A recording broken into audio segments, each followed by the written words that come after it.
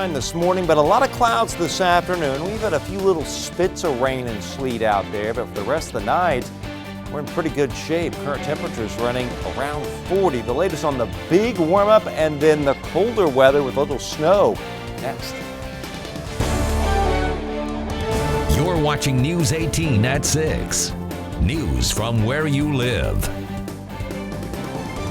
Good evening, I'm Samantha Tiki. And I'm Jeff Smith. Thanks for joining us. The Clinton County Sheriff could be forced to repay hundreds of thousands of dollars. News 18's Joe Paul reports the charges come after an investigation by a state auditing agency.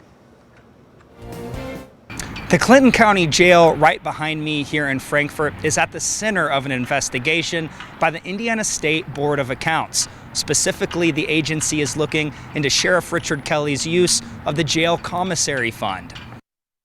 It got to this point because there was public misconduct being done by the sheriff and the sheriff's office. $190,000 over the course of 3 years, paid to a corporation for the Clinton County Jail's commissary management services. The problem? Sheriff Richard Kelly and his wife formed the corporation, Leon LLC, 2 months before he took office. This was all calculated in how it was done. There was decisions made to profit from those positions. Jordan Brewer and Clinton County commissioners sued Kelly in March over the issue. That lawsuit was recently dismissed, but a new audit is revealing more details. There's just a right and a wrong way to do things, and this is the wrong way. The months-long investigation resulted in a 35-page report, ending with charges nearing $330,000 to repay the commissary fund and cover the costs of the audit. The report also raises concerns about conflicts of interest and nepotism. Why? Kelly's wife is also the jail matron. Our nepotism policy within the county has been violated. Conflicts of interest haven't been filled out and turned in. The elected sheriff is a person that upholds the law and that we should look up to, and we're seeing here that that's not the case. The report includes a letter from Kelly's attorney who argues there is nothing nefarious about the LLC. She says the sheriff or the sheriff's designee by statute is authorized to disperse funds from the commissary fund without oversight by any other county official. She also disagreed with allegations of nepotism, noting the previous sheriff's wife was also the jail matron. She writes the county's nepotism policy does not apply to this situation. She argues the policy does not address appointed positions or third-party contractors, which are the capacities in which Ms. Kelly served. The results of the report were forwarded to the Indiana Attorney General's office and a special prosecutor. I reached out to the Kellys for an interview, but I wasn't able to arrange one. Reporting in Clinton County, Joe Paul, News 18. And Sheriff Kelly does say he is working with the AG's office to reconcile issues that were raised in the report. You can read that full statement on our website, WLFI.com. An update now to a story that we've been following since May. The West Lafayette Community School Corporation is in the final phase now of hiring a new superintendent.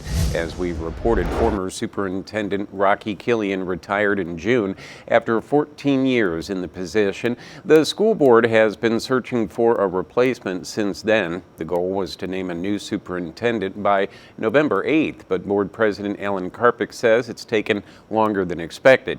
Karpik says they'll post a contract on the corporation's website soon, and then there will be a series of public meetings to vote on the candidate. Karpik said could not say who the candidate was. However, he says someone will be in that position by January or February. Michael Pettibone currently serves as the interim superintendent.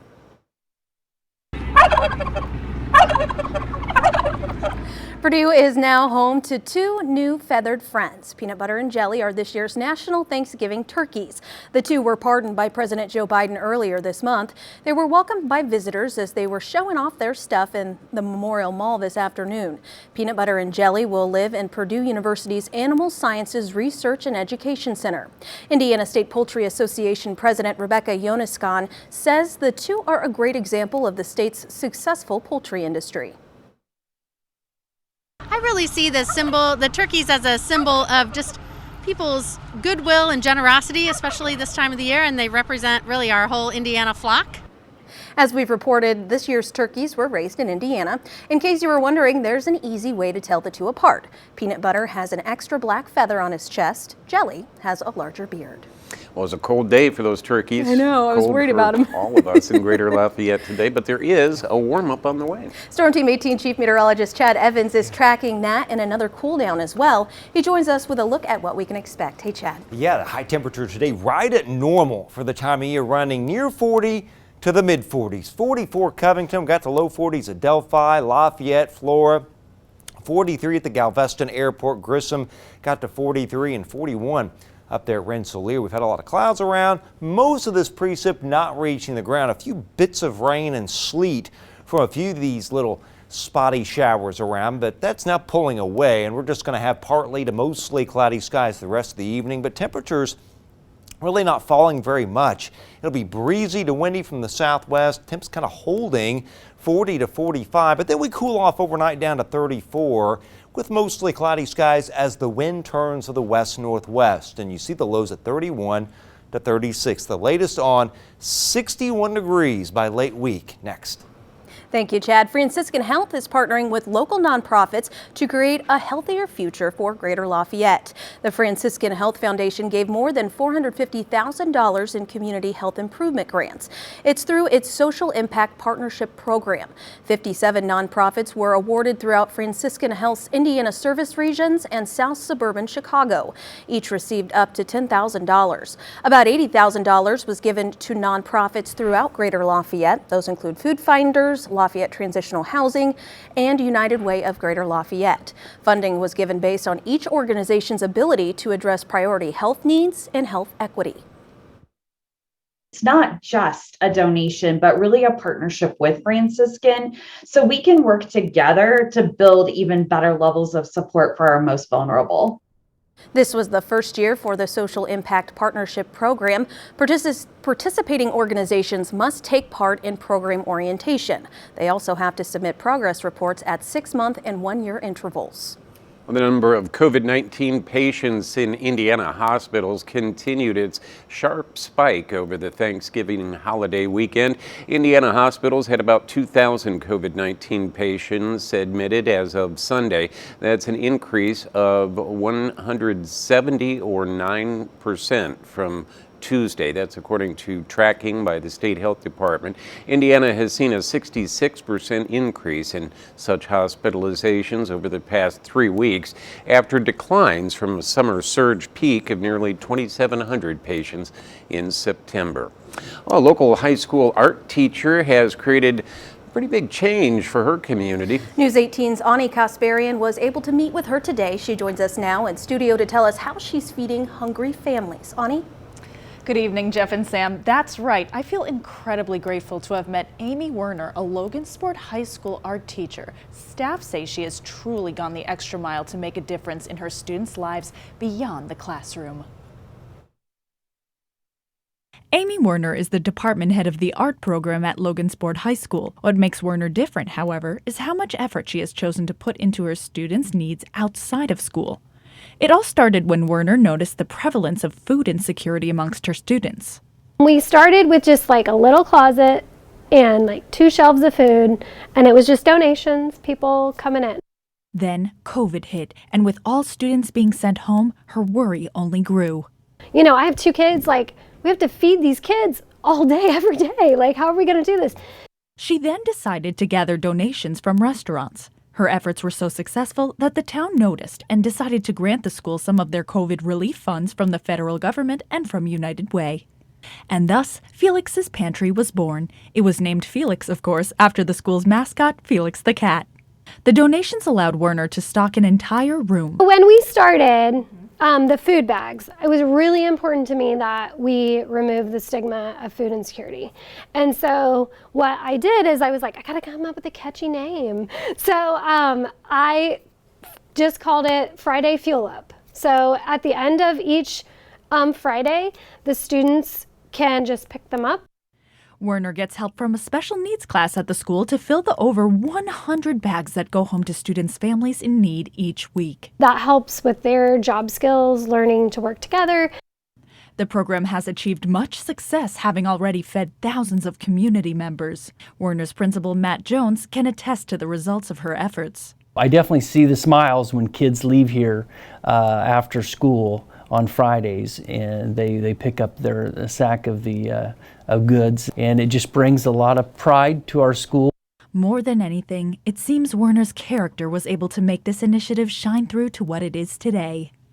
I just appreciate Amy Werner's heart so much and her ability to dream and to then create a plan of action and make something happen. Felix's Pantry is open to donations and hopes to expand their services to offer fresh produce in the coming year. For News 18, I'm Ani Kasparian. Ani, thank you. An Indianapolis man is dead after a chain reaction crash involving 6 vehicles on US 52 in Boone County. The sheriff's office says it happened when southbound traffic was slowed or stopped near County Road 300 North on Saturday night. The driver of the car that was initially rear-ended, 72-year-old Patrick Donovan, died at the hospital. 4 other vehicles crashed into those first 2 that were involved. The woman convicted of hitting and killing 3 children and severely injuring a 4th at a Fulton County bus stop will get out of prison 6 months early. As News 18 previously reported, Alyssa Shepard was sentenced to 4 years in prison following that October 2018 crash. Prosecutor Michael Mars says Shepard took a class through the Department of Corrections and got 6 months taken off her sentence. But she had the opportunity to get out even earlier, before Christmas this year, and today the judge shot down that chance. Shepard is expected to be released next March. Well, the 2021 Hoosier Beef Congress is set to get underway this Friday. Marley Thomas spoke with Congress board members about what to expect this year. And the director of the Art Museum of Greater Lafayette is moving on. Later in the show, find out what's next for Kendall Smith and the museum.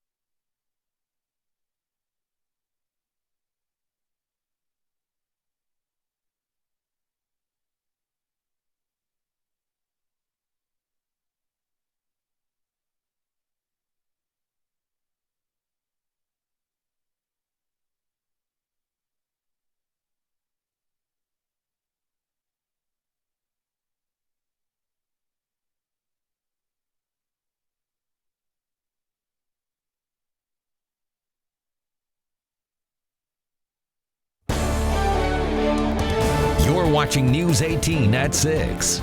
News from where you live.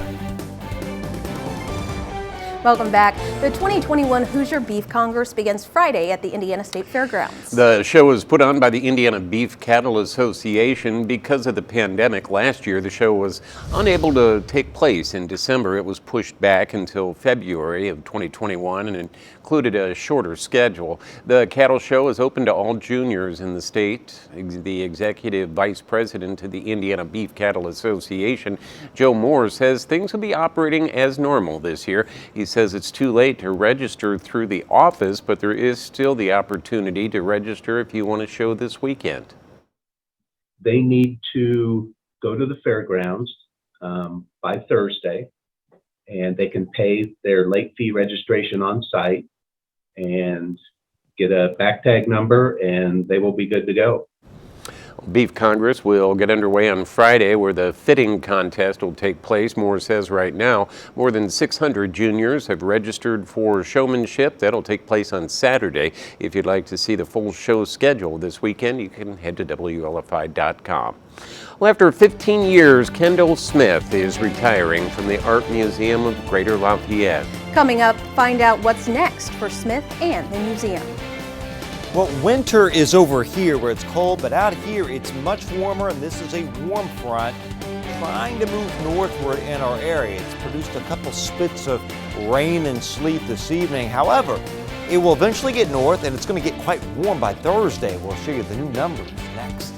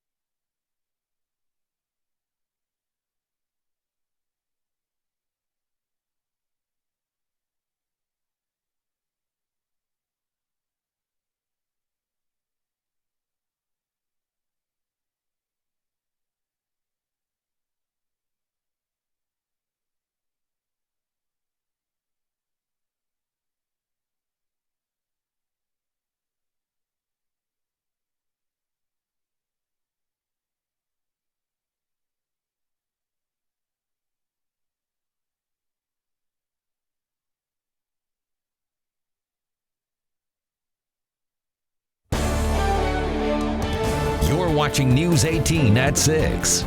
News from where you live.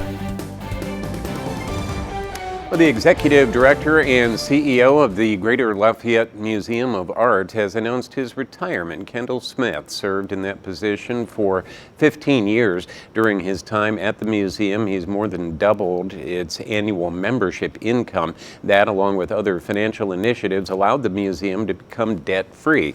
Before he was the executive director, he volunteered at the museum and was on the board of directors. While Smith is retiring, he won't be ending his involvement with the arts in Greater Lafayette. Instead, he'll be taking on a new challenge. We have a great potential to develop a new Center for the Arts in the heart of Greater Lafayette on the Wabash River in Tapawingo Park in West Lafayette. The city of West Lafayette's donated the land to us. Its plans have been worked on for over 5 years. Smith will lead the planning for a capital campaign to build the new museum, which will be the space for not only traditional art but performing arts as well. He'll retire next week on December 1st. A search committee is currently working on finding Smith's replacement. And now, your Storm Team 18 forecast. Weather from where you live. Our little weak moisture-starved little clipper systems have been coming through. There's a little one right here that's zipping off to the southeast, producing accumulating snow in Michigan, but not here. In fact, we got a warm front coming through right now, so it'll actually warm up a little bit this evening. We'll rise a few degrees before the front comes through later on tonight and drops us a bit, but then it moves back north as a warm front tomorrow, and this little clipper will come in on Wednesday, bring a couple showers in the morning, but it will tend to pull more and more of this very warm, dry air from the plains into our area. Now, we'll eventually get some changes. Storm system here and off the coast of Southern California will move our way, and that means some rain by late in the weekend, and that rain may end as a little bit of snow for the area, and we may get some snow showers next Monday too, and temperatures will plummet quite a bit. They'll actually drop below normal. 50 for the high temperature tomorrow. A lot of clouds in the morning, then mostly sunny, winds out of a west-northwest direction. 45 to 52 will do it viewing area wide, coolest in our northeast and warmest down towards Covington. Wednesday, nice day, 52 to 57. Nice in the afternoon with lots of mostly sunny skies. The only fly in the ointment is right there mid to late morning, a brief batch of a few showers coming through with cloudy skies and 42. But you notice the warmth with 55 by afternoon with the breezy to windy conditions. 52 Rochester to mid-50s Monticello, and even some upper 50s once you head down towards Independence and Attica. Warmer still on Thursday, 57 to 63. Partly cloudy to mostly sunny. Winds out of the west-southwest. 46, that is it. At 7 o'clock in the morning, there you see the highs upper 50s north, even some low 60s in our southern counties. So some cloudiness around tonight. We become mostly sunny tomorrow. There's that brief batch of a few showers on Wednesday morning with trace to perhaps a couple of hundredths of an inch of rainfall. Not a big deal. Lots of sunshine by afternoon. Partly cloudy to mostly sunny on Thursday. We're cooler on Saturday. Then on Sunday, rain comes in, but it may end as a little bit of snow, and you won't have to go very far to the north to find accumulating snow on Sunday night up towards Chicago and Milwaukee and Davenport, Iowa. This may end as a little snow, and then we may get a few snow showers even on Monday. New blog post is up right now, by the way. It's got the short, the medium, and the long range outlook. 61 Thursday, 58 on Friday, turning cooler Saturday with a 45. Rain ending as some snow on Sunday and a few snow showers Monday.